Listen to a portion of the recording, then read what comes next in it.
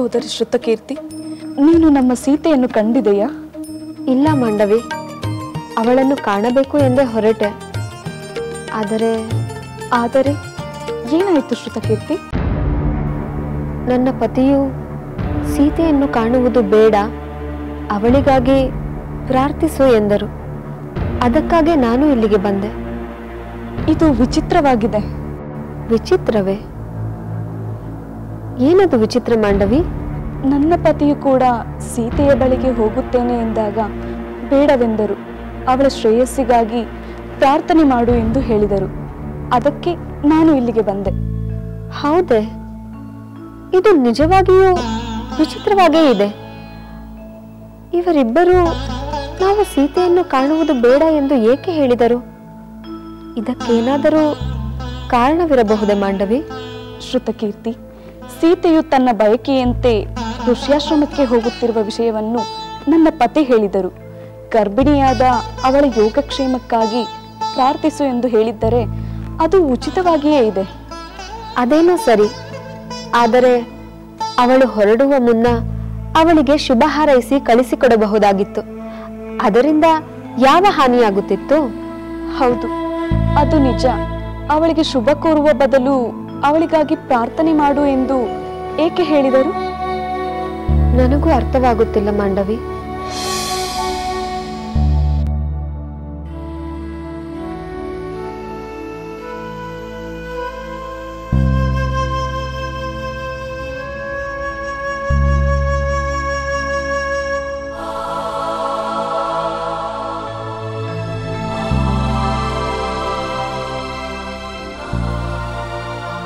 ಏನಾಯಿತು ಸ್ವಾಮಿ? ಏಕೆ ಸುಮ್ಮನೆ ಕುಳಿತು ಬಿಟ್ಟಿರಿ? ಏನು ಮಾತನಾಡುತ್ತಿಲ್ಲ? ಊರ್ಮಿಳೆ, ಸಹೋದರನ ಆದೇಶದಂತೆ ನಾನು ಅತ್ತಿಗೆಯನ್ನು ಗಂಗಾ ತೀರದ ಋಷ್ಯಾಶ್ರಮಕ್ಕೆ ಕರೆದುಕೊಂಡು ಹೋಗುತ್ತಿದ್ದೇನೆ. ಅಂದರೆ ಋಷಿ ಆಶ್ರಮಗಳನ್ನು ಸಂದರ್ಶಿಸಬೇಕೆಂಬ ಸೀತೆಯ ಬಯಕೆ ಈಡೇರುತ್ತಿದೆ? ಬಯಕೆ ಏನೋ ಈಡೇರುತ್ತಿದೆ, ಆದರೆ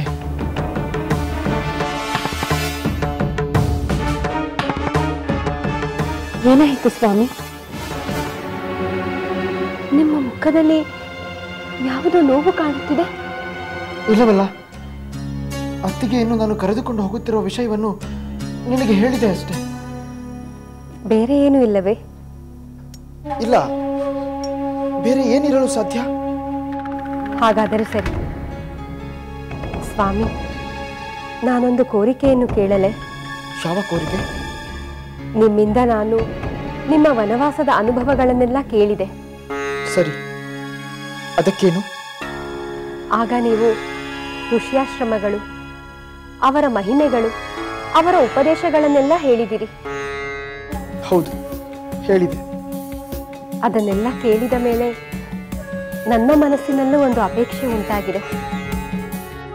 ಯಾವ ಅಪೇಕ್ಷೆ? ನಾನು ಒಮ್ಮೆ ಋಷ್ಯಾಶ್ರಮಗಳನ್ನು ನೋಡಬೇಕೆಂಬ ಅಪೇಕ್ಷೆ. ಅದಕ್ಕೇನು? ನಾನೇ ಕರೆದುಕೊಂಡು ಹೋಗಿ ಬರುತ್ತೇನೆ ಎಂದು ಹೇಳಿದೆನಲ್ಲ, ಎಂದಾದರೂ ಹೋಗಿ ಬಂದರಾಯಿತು.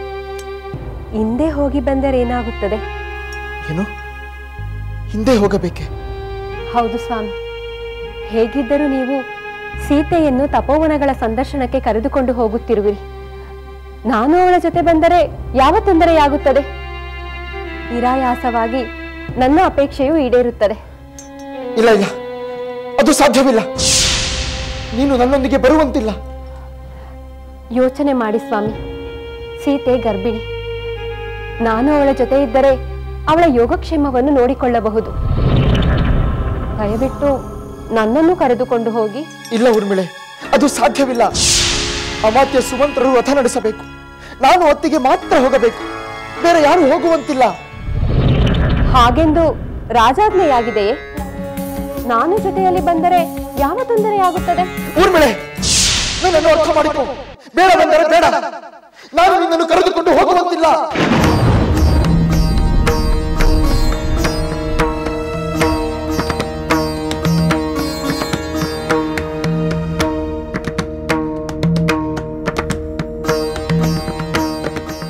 ಊರ್ಮಿಳೆ, ನನ್ನನ್ನು ಕ್ಷಮಿಸು.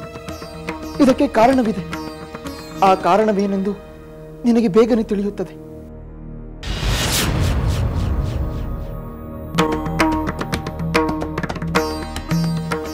ಏನಾಗಿದೆ ಇವರಿಗೆ? ನಾನೇನಾದರೂ ತಪ್ಪು ಮಾತನಾಡಿದ್ದೇನೆ? ಏಕೆ ಹೀಗೆ ಕೋಪ ಮಾಡಿಕೊಂಡು ಹೊರಟು ಹೋದರು?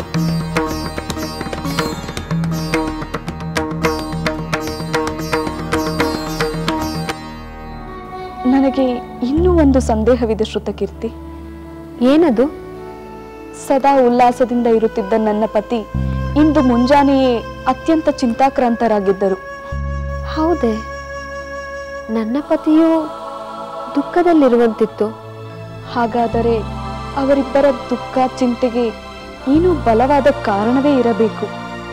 ಅವರ ಚಿಂತೆಗೂ ಸೀತೆ ಋಷ್ಯಾಶ್ರಮಕ್ಕೆ ಹೋಗುತ್ತಿರುವುದಕ್ಕೂ ಏನಾದರೂ ಸಂಬಂಧವಿರಬಹುದೇ? ಶ್ರುತಕೀರ್ತಿ, ನಿನ್ನೆ ರಾತ್ರಿ ಏನೋ ಮಾತನಾಡಬೇಕೆಂದು ರಾಮಚಂದ್ರ ನನ್ನ ಪತಿಯನ್ನು ಕರೆಸಿಕೊಂಡರು.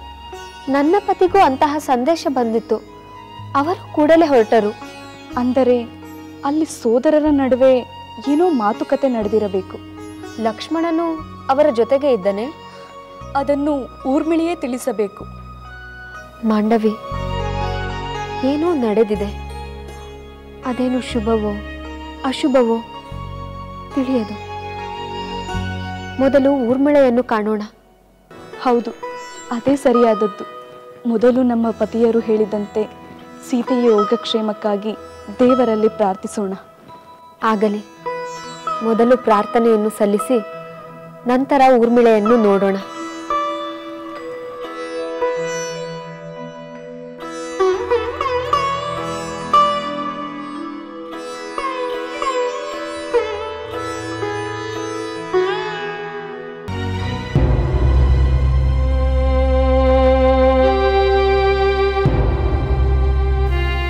ಲಕ್ಷ್ಮಣ, ಗಂಗಾ ನದಿ ತೀರಕ್ಕೆ ಹೊರಡಲು ರಥ ಸಿದ್ಧವಿದೆ. ಆಯಿತು, ನಾನು ಈಗಲೇ ಅತ್ತಿಗೆಯನ್ನು ಕರೆತರುತ್ತೇನೆ. ಲಕ್ಷ್ಮಣ, ನಿನ್ನ ಅತ್ತಿಗೆಯ ಬಯಕೆಯನ್ನು ಈಡೇರಿಸಲು ನಿನ್ನ ಅಣ್ಣನಿಂದ ಆದೇಶ ದೊರಕಿದೆ. ಸಂತೋಷ ಪಡಬೇಕಾದ ಈ ಸಂದರ್ಭದಲ್ಲಿ ನಿನ್ನಲ್ಲಿ ಯಾವುದೇ ಉತ್ಸಾಹ ಕಾಣಿಸುತ್ತಿಲ್ಲವಲ್ಲ? ಏಕೆ? ಏನಾದರೂ ಕಾರಣವಿದೆಯೇ? ಅಥವಾ ನನಗೂ ಹೇಳಬಾರದಂತಹ ಯಾವುದಾದರೂ ವಿಷಯವಿದೆಯೇ? ಸುಮಂತ್ರರೇ, ನೀವು ನಿನ್ನೆ ರಾತ್ರಿಯಿಂದ ಈವರೆಗೆ ಮಹಾರಾಜರನ್ನು ಕಾಣಲಿಲ್ಲವೇ? ಇಲ್ಲ, ನಾನು ಪ್ರಯತ್ನ ಪಟ್ಟೆ.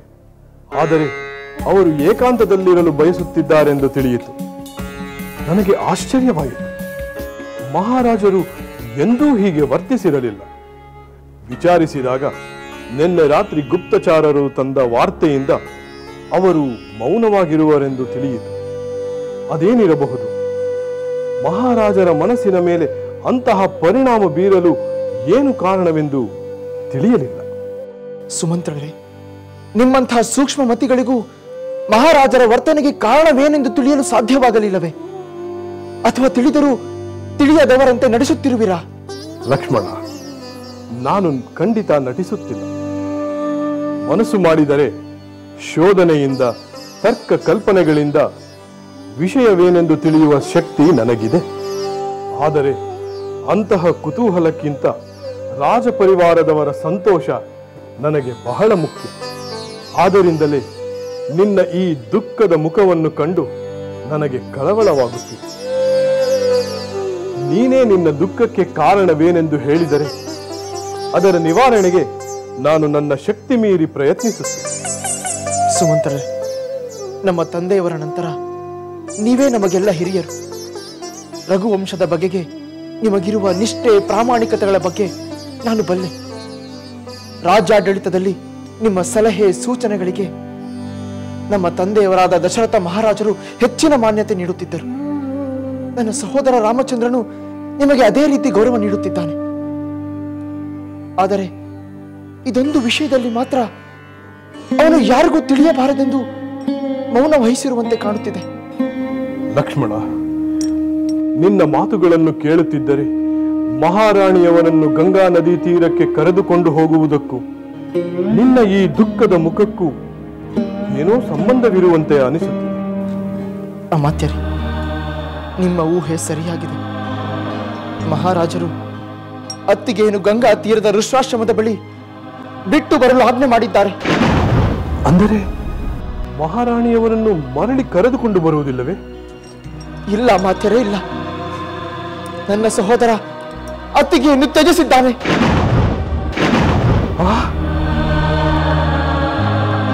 ಲಕ್ಷ್ಮಣ, ನೀನು ಹೇಳುತ್ತಿರುವುದಾದರೂ ಏನು? ಇದಕ್ಕೆ ಕಾರಣವೇನು? ರಾಮಚಂದ್ರನ ಈ ನಿರ್ಧಾರಕ್ಕೆ ಕಾರಣವಾದರೂ ಏನು? ಹೇಳುತ್ತೇನೆ ಮಾತ್ಯರೇ, ಹೇಳುತ್ತೇನೆ. ಪ್ರಭು, ಒಬ್ಬ ಅಗಸನ ಹೆಂಡತಿ ತನ್ನ ಗಂಡನ ನಿರಾಕರಣೆಯ ನಂತರವೂ ತವರಿಗೆ ಹೋಗಿ ಬಂದಳು. ಅವಳು ಹಿಂತಿರುಗಿ ಬಂದು ಕ್ಷಮೆ ಕೇಳಿ ಗೋಳಾಡಿದರೂ ಅವನ ಮನಸ್ಸು ಕರಗಲಿಲ್ಲ. ಪರಾಶಯದಲ್ಲಿದ್ದು ಬಂದ ಹೆಂಡತಿಯನ್ನು ಮತ್ತೆ ಸ್ವೀಕರಿಸಲು ನಾನು ರಾಮಚಂದ್ರನಲ್ಲ ಎಂದ. ಸೀತೆ ತಪೋವನಕ್ಕೆ ಹೋಗಿ ಬರಬೇಕೆಂಬ ಬಯಕೆಯನ್ನು ವ್ಯಕ್ತಪಡಿಸಿದ್ದಳು. ಅದೇ ನೆಪದಲ್ಲಿ ಅವಳನ್ನು ಗಂಗಾ ತೀರದಲ್ಲಿ ಅರಣ್ಯದಲ್ಲಿ ಬಿಟ್ಟು ಬರಬೇಕು. ಇಲ್ಲವಾದರೆ ಖಡ್ಗದಿಂದ ನನ್ನ ಕೊರಳನ್ನು ಕತ್ತರಿಸಿಕೊಳ್ಳುತ್ತೇನೆ. ಅಮಾತ್ಯರೇ, ಈಗ ಹೇಳಿ, ರಾಮಚಂದ್ರ ತನ್ನ ನಿರ್ಧಾರವನ್ನು ಬದಲಿಸುವಂತೆ ಮಾಡುವ ಯಾವುದಾದರೂ ಉಪಾಯ ನಿಮ್ಮಲ್ಲಿದೆಯೇ?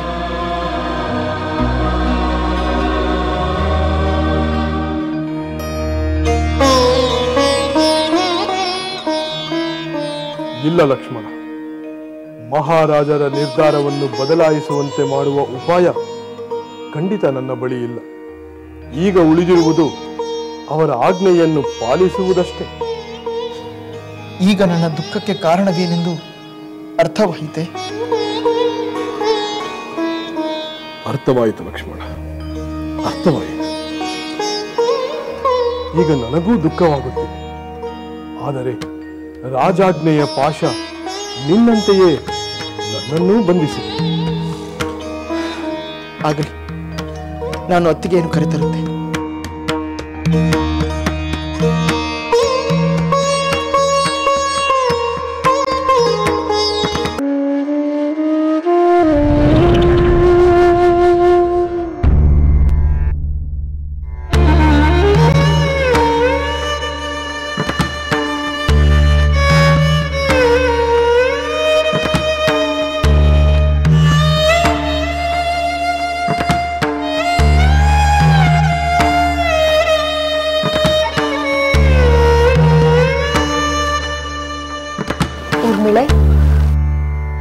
ಊರ್ಮಿಳೆ, ಓ ನೀವಾ? ನಾವೇ. ನಾವು ಬಂದರೂ ನಮ್ಮತ್ತ ಗಮನವೇ ಇಲ್ಲದೆ ಏನನ್ನೂ ಯೋಚಿಸುತ್ತಿರುವೆಯಲ್ಲ. ಊರ್ಮಿಳೆ, ಏಕೆ ಹೀಗೆ ಕುಳಿತಿರುವೆ? ಏನಾಯಿತು? ಅದಿರಲಿ, ಈ ದಿನ ನೀವು ನಮ್ಮ ಸೀತೆಯನ್ನು ನೋಡಿದಿರಾ? ಇಲ್ಲ, ನೀನು ನೋಡಿರಬಹುದೇನೋ ಎಂದು ಕೇಳಲು ಬಂದೆವು. ಹೌದು ಊರ್ಮಿಳೆ, ಸೀತೆಯು ತಪೋವನಕ್ಕೆ ಹೋಗುವಾಗ ನೀನಾದರೂ ಅವಳಿಗೆ ಬೀಳ್ಕೊಡಲು ಹೋದೆಯ ಎಂದು ಕೇಳಲು ಬಂದೆವು. ಇಲ್ಲ ಸೋದರಿಯರೇ, ನನಗೆ ಆ ಭಾಗ್ಯ ಸಿಗಲಿಲ್ಲ. ನಮಗೂ ಅವಳನ್ನು ಕಾಣುವುದಾಗಲಿಲ್ಲ. ಏಕೆ ಹೀಗಾಯಿತೆಂದು ಅರ್ಥವಾಗುತ್ತಿಲ್ಲ. ಸೀತೆಯ ಜೊತೆಯಲ್ಲಿ ಹೋಗಬೇಕೆಂದು ಆಸೆ ಪಟ್ಟಿದ್ದೆ. ಅದು ಸಾಧ್ಯವಾಗಲಿಲ್ಲವೆಂದು ಬೇಸರವಾಗಿದೆ. ಏನು, ನೀನು ಸೀತೆಯ ಜೊತೆಗೆ ಹೋಗಬೇಕು ಎಂದುಕೊಂಡಿದ್ದೆಯಾ? ಹೌದು. ವನವಾಸದಿಂದ ಬಂದ ಮೇಲೆ ನನ್ನ ಪತಿ ಋಷ್ಯಾಶ್ರಮದ ಬಗ್ಗೆ ಬಹಳವಾಗಿ ಹೇಳಿದರು. ಅದನ್ನು ಕೇಳಿದ ಮೇಲೆ ನನಗೂ ಒಮ್ಮೆ ಅಲ್ಲಿ ಹೋಗಿ ಬರಬೇಕೆಂದು ಅನಿಸಿತ್ತು. ಹೇಗಿದ್ದರೂ ಸೀತೆ ಹೋಗುತ್ತಿದ್ದಾಳೆ, ಅವಳ ಜೊತೆ ಹೋಗಬಹುದೆಂದುಕೊಂಡಿದ್ದೆ. ಹೌದು, ನೀನು ಹೋಗಬಹುದಿತ್ತು. ಹೌದು ಶ್ರುತಕೀರ್ತಿ, ಸೀತೆಯನ್ನು ನನ್ನ ಪತಿಯೇ ಕರೆದುಕೊಂಡು ಹೋಗುತ್ತಿರುವುದರಿಂದ ನಾನೂ ಹೋಗಬಹುದು ಎಂದು ಆಸೆ ಪಟ್ಟಿದ್ದೆ. ಅಂದರೆ ಸೀತೆಯ ಜೊತೆಗೆ ಲಕ್ಷ್ಮಣ ಹೋಗುತ್ತಾನೆ, ರಾಮನಲ್ಲ? ಹೌದು, ಹಾಗೆಂದು ರಾಮನೇ ಆದೇಶ ನೀಡಿರುವನಂತೆ. ಲಕ್ಷ್ಮಣನು ನಿನ್ನನ್ನು ಕರೆದುಕೊಂಡು ಹೋಗಲು ಏಕೆ ನಿರಾಕರಿಸಿದ? ಸಾಧ್ಯವಿಲ್ಲವೆಂದು ಕಠಿಣವಾಗಿ ಹೇಳಿ ಕೋಪಿಸಿಕೊಂಡು ಹೋದರು. ಅಂದರೆ ಎಲ್ಲ ಸಹೋದರರು ಯಾವುದೋ ಚಿಂತೆಯಿಂದ ಬಾಧೆ ಪಡುತ್ತಿದ್ದಾರೆ. ಏನು ಎಲ್ಲ ಸೋದರರಿಗೂ ಚಿಂತೆಯೇ? ಹೌದು ಊರ್ಮಿಳೆ, ನನ್ನ ಪತಿ ಮಾಂಡವಿ ಪತಿ ಕೂಡ ಯಾವುದೋ ಚಿಂತೆಯಿಂದ ಮಂಕಾಗಿದ್ದರು. ಅಂತ ನೋವಿನ ಚಿಂತೆ ಏನಾದರೂ ಇದ್ದರೆ ಅವರು ನಮ್ಮೊಂದಿಗಾದರೂ ಹೇಳಿಕೊಳ್ಳಬಹುದಾಗಿತ್ತಲ್ಲ. ನನ್ನ ಪತಿ ಅದಕ್ಕೆ ಕಾರಣವಿದೆ, ಶೀಘ್ರದಲ್ಲೇ ಅದು ತಿಳಿಯುತ್ತದೆ ಎಂದು ಹೇಳಿ ಹೋದರು. ಆ ಕಾಲ ಯಾವಾಗ ಬರುತ್ತದೋ ಏನೋ, ಕಾದು ನೋಡಬೇಕಷ್ಟೆ.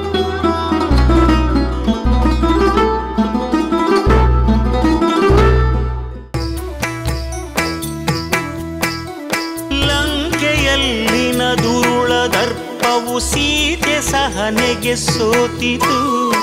ಅಂತ್ಯ ಇರದ ಅಸುರ ಕುಲವು ರಾಮ ಬಾಣಕ್ಕೆ ಅಡಗಿತು. ದೂರವಿರಲಿ ಸನಿಹವಿರಲಿ ರಾಮ ಹೃದಯ ನಿವಾಸಿನಿ. ಯುಗವು ಯುಗವು ಸಾಗಲಿ ಅಕಳಂಕ ಪ್ರೇಮ ಪ್ರಬೋಧಿನಿ. ಅಮರ ಗಾಧೆ ಧರಣಿ ಜಾತೆ ಸಾಧ್ವೆ ಸೀತೆ ಸುಚರಿತೆ. ಸಹನ ಶಕ್ತಿ ಪತಿಯ ಭಕ್ತಿ ಲೋಕಮಾನ್ಯ ವಂದಿತೆ.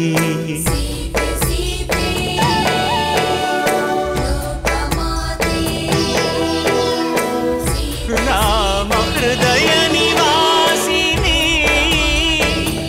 ಅಕಳಂಕ ಪ್ರೇಮ ಪ್ರಬೋಧಿನಿ. ಸೀತೆ ಮಾತೆ